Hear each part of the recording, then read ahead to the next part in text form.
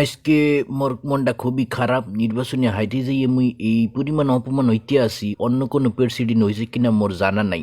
বিশেষ করে এই বাঙালিরা বুঝলাম না হেরা মোর পর এত চেয়াচ্ছে কেন। এই আমাকে আমেরিকানরা মোরে লইয়া এত ট্রল করতে আসে না বাঙালিরা যত ট্রল করতে আসে। এই কারণে 3 দিন ধরে মুই ঠিকমতো খাইতে পারতে আসি না, ঘুমাইতে পারতে আসি না, কোথাও যাইতে পারতে আসি না। মোরে লই ফেসবুকে একেবারে মাতামাতি করিয়ে দিয়েছে ট্রল করিয়ে। মুই কি এমন অপরাধ করছি কিছু বুঝতে পারলাম না। যাই হোক, বাঙালি 2-1জনের দাওয়াত দিছি, হ্যাগো কাছ থেকে শুনবো সমস্যাটা কি।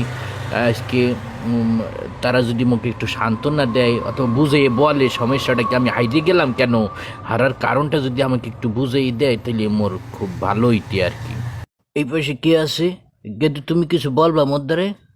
স্যার, আমি আপনার দ্বারা বলতে চাই যে আপনি হাইরে যে মন খারাপ করবেন না। আপনি তত্তরই বাংলাদেশে চলে যান, যাইয়া আপনি সাম্প্রদায়িক সম্প্রীতির একটা দল গঠন করে চেয়ারম্যানিতে দাঁড়াইয়ে যাবেন। সুন্দর পরামর্শ দিয়েছে, তোমাকে অসংখ্য স্যার, ধন্যবাদ। মই এখন আইতে পারো। বাংলাদেশ গণিতে বলো। আইছি।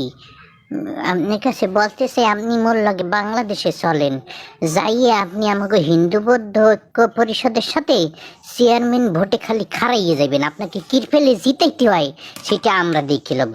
আপনি কোনো চিন্তা করবেন না, আমার উপর ভরসা রাখতে পারেন।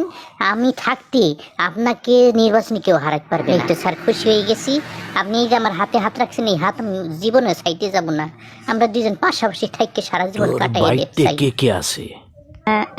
মোর স্বামী ছেলে মরে গেছে। এখন আমি বিবাহের জন্য পাত্র খুঁজতে আছি। সবসময় সারা দুনিয়া ঘুরে বেড়াইতেছি যে ভালো একজন পাত্র পাইলে বিয়ে করে ফেলাম। বুঝছি। এই আরে মাতারি যাব অত কথা না, তুমি কাজী ডাকো, বিয়ের ব্যবস্থা করো। আমি বাংলাদেশে যে চেয়ারম্যানকে খারাই যাবো।